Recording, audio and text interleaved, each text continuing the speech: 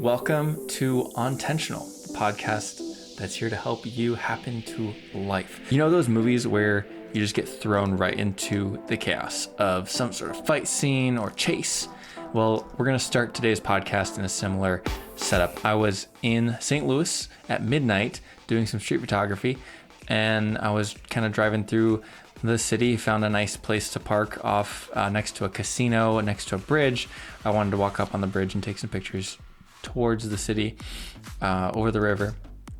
And then I was up there on the bridge taking some pictures, and this car that's commonly used as a police car pulls up and starts slowing down. So I'm on a median, which I probably shouldn't be on, but this car is coming and slowing down, and I'm kind of nervous because I don't want to get in trouble. And so I cross the street quick and go on the sidewalk, and I'm starting to just get out of there. So as I'm walking down along this bridge, this car pulls up next to me, and I'm thinking, oh no, this officer is going to talk to me, and I'm going to get in trouble. And it's not an officer. It's a black Dodge Charger. I think it's a Charger. This is a 4-door version. And there's two different people. One's a man, one's a woman, one is black, one is white, and they look more on the gangster side of things. And they start talking to me. And I just don't want to talk. I just want to leave. I just want to get out of there. So I had parked my car kind of down the embankment, if you will, from the bridge. And there was only one way off the bridge, was the sidewalk that I knew of. Turns out there was another way off. I was trying to just walk away from them, and they were like, hey, did you see my phone? Did you take my phone? You have my phone. And they start accusing me of having their phone. And I'm like, nope, I don't have your phone. I don't know what you're talking about. And so I start walking off, and they drive off. They drive off towards where I'm going. And there's only one way the sidewalk goes, is down the hill, away from the city. And I'm kind of sketched out. And so this car is maybe waiting for me. Maybe it just buzzed off, or maybe they're dropping somebody off to get around me. Anyways, I find this ramp that goes underneath the bridge. It's a little sideways thing, goes down below the bridge, and there's this train station. So I take a few pictures of the train station. I walk down the stairs, which go just straight down. So I'm now under the bridge. The river is towards the city, and the casino is right there. If you go on Google Maps, you can probably go and find this bridge. So the casino is right there, and there's a barbed wire fence, and there's a parking lot. And so these people looked kind of mad at me, and I'm just kind of meandering my way around. I'm thinking, how do I get back to my car without them thinking about me? But I was also kind of like, it's probably not a big deal. But when I was underneath the bridge, just among the pillars, I saw the car again in the parking lot doing some really fast, zippy movements, trying to get around, and it went over by the stairs that I had just come down.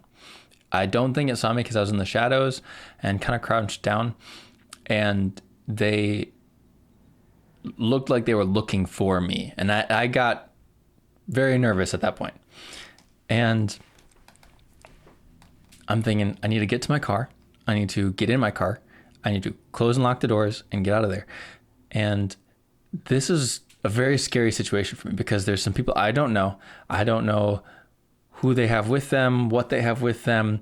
And I just have my camera and backpack, and I don't have anything to protect myself with.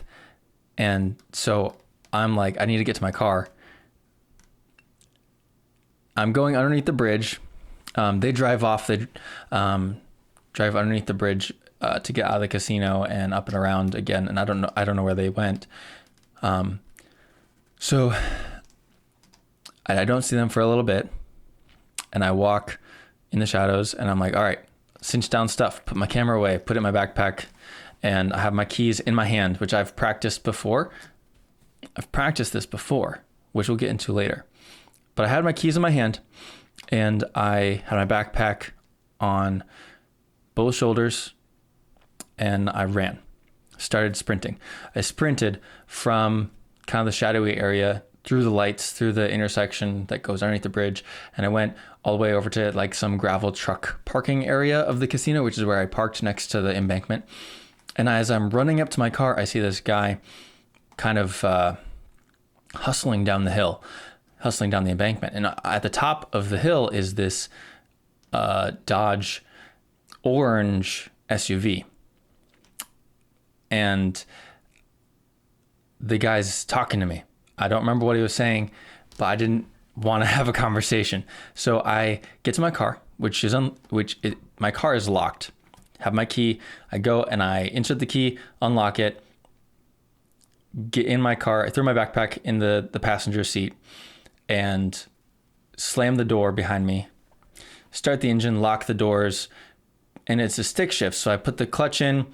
It's already in first. I pull off the parking brake, put on the gas, let out the clutch, and I'm zipping, throwing gravel, trying to get out from underneath this bridge.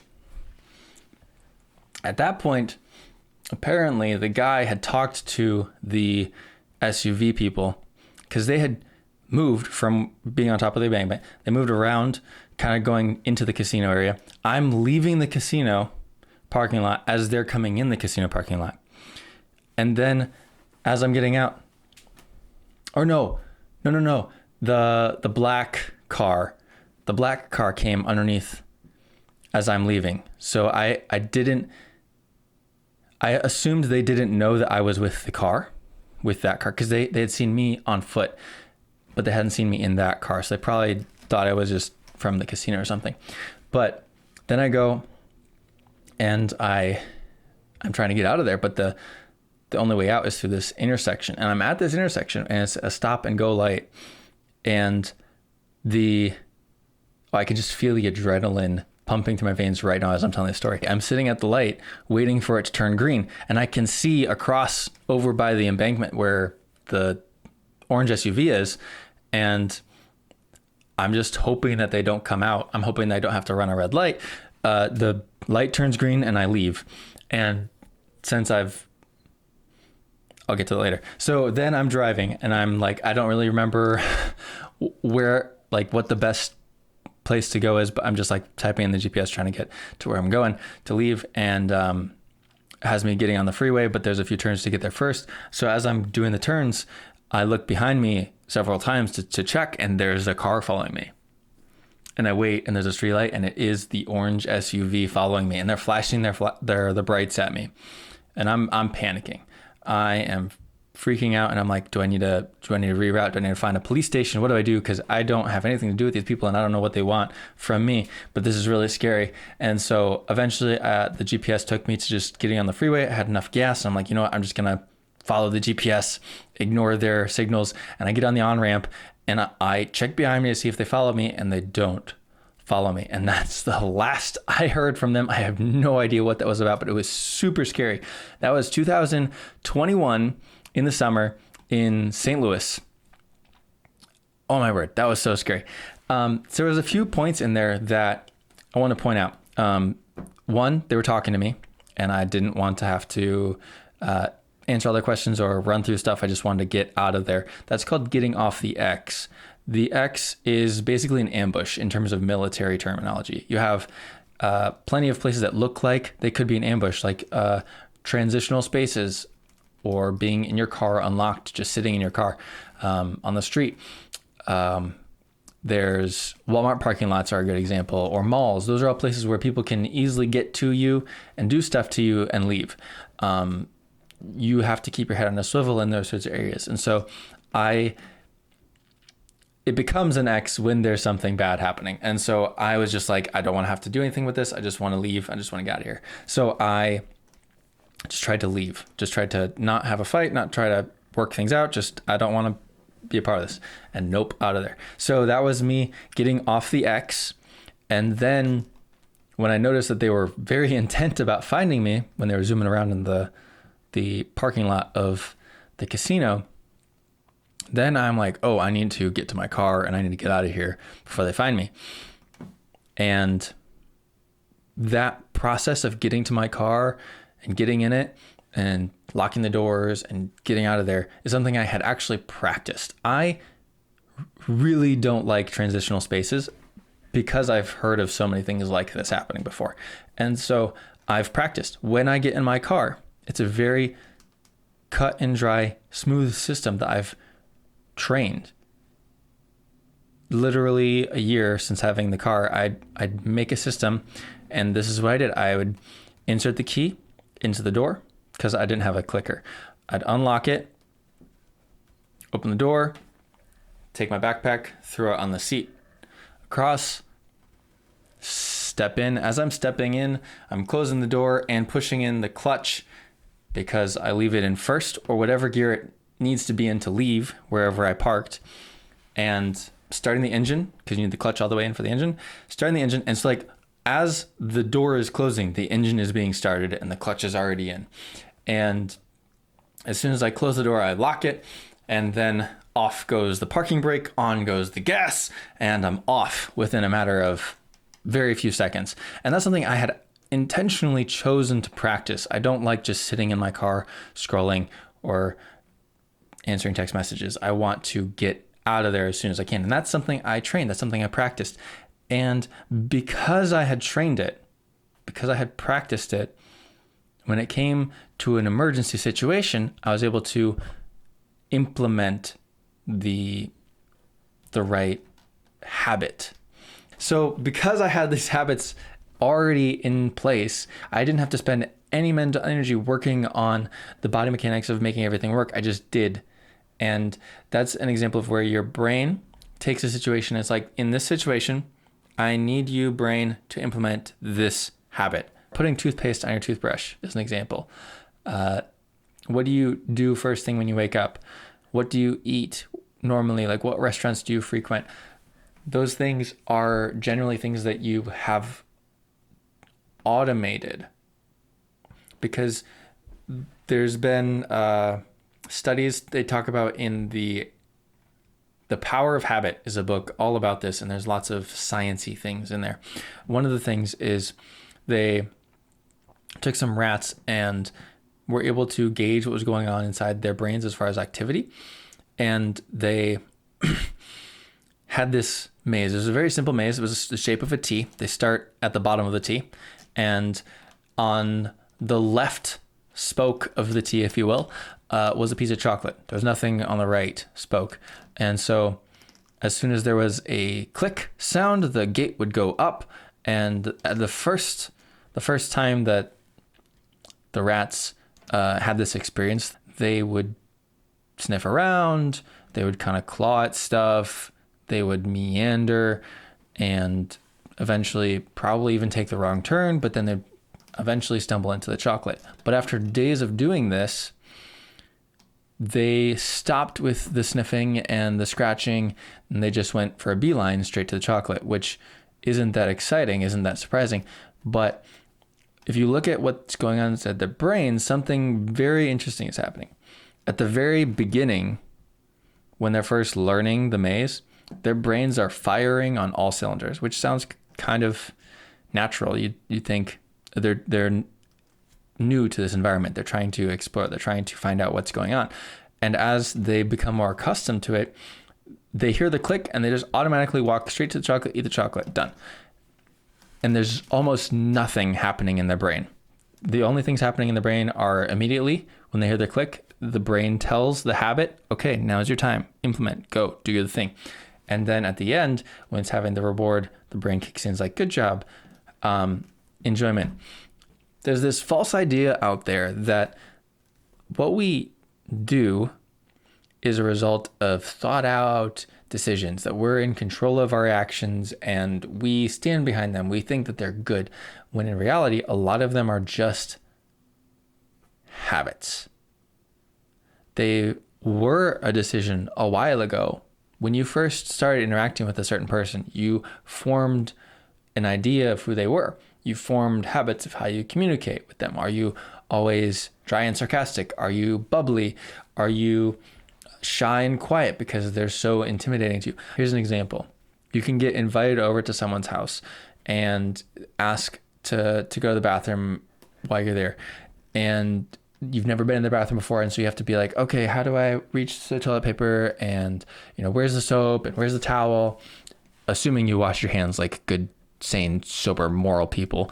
But you aren't familiar with the environment, you're not familiar with the layout. But once you've been there a few times, it's just autopilot. You can start thinking about the things, and you can start just not even worrying. You know right where the bathroom is, you know right where the soap is, you know right where the light switch is.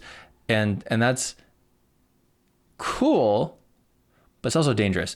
It's cool because if you set up habits that you're proud of, that you like, that serve you well, like me getting in my car and leaving right away, and then it's on autopilot.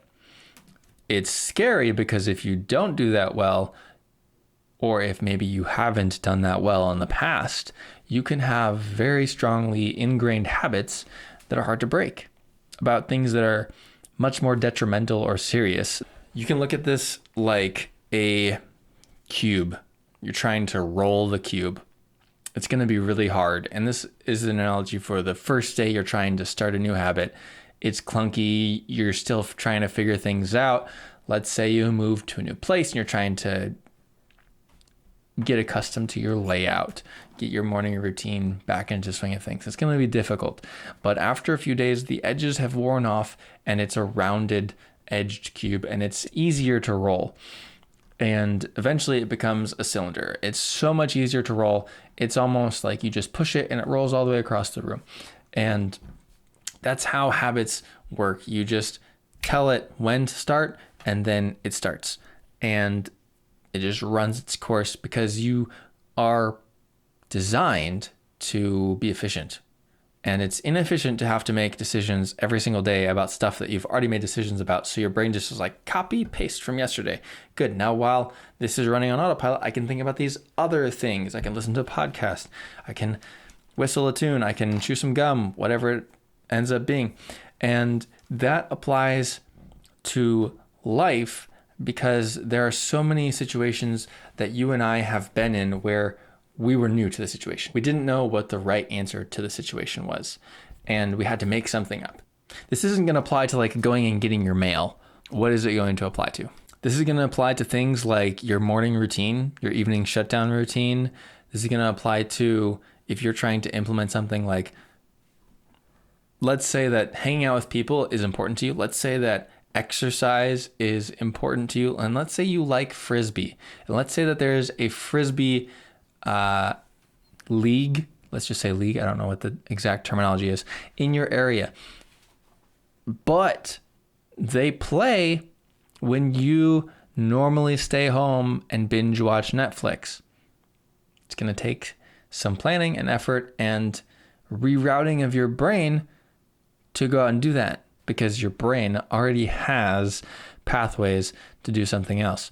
And so morning routines, new habits, trying to break old habits, this is going to help you kind of look at the anatomy of a habit, if you will. I have read a ton of really good books, and I want to share some of those insights with you. And so today I was listening to The Power of Habit, and I wanted to share this rat maze brain pathway story, as well as my story in St. Louis with you, because I thought that it would be helpful to you in your journey of becoming on-tensional. If you found this video helpful or challenging, that's awesome, because that is my goal. I love helping people grow. I love it. And one of the things that I run into on a lot of occasions is that I know something needs to change. I know I'm not happy with where I'm at, and I know I'm going to make a goal, but I don't know exactly where to start. I just know that this is not happy me. I don't like this, whatever this is. And I can kind of like pinpoint the thing I'm complaining about. It's easy to complain, but I don't necessarily know where to start. Or I guess I have a general idea of what I want to change, but not anything specific. And so if that's you, then this next video is going to be really helpful for you in kind of kickstarting you, getting your imagination going to try to help you figure out where is it to plant your goals. So highly recommend, check out this next video. Really going to help boost your intentionality. What should I title this podcast? Running for My Life in St. Louis? Would that be a good title? What do you think?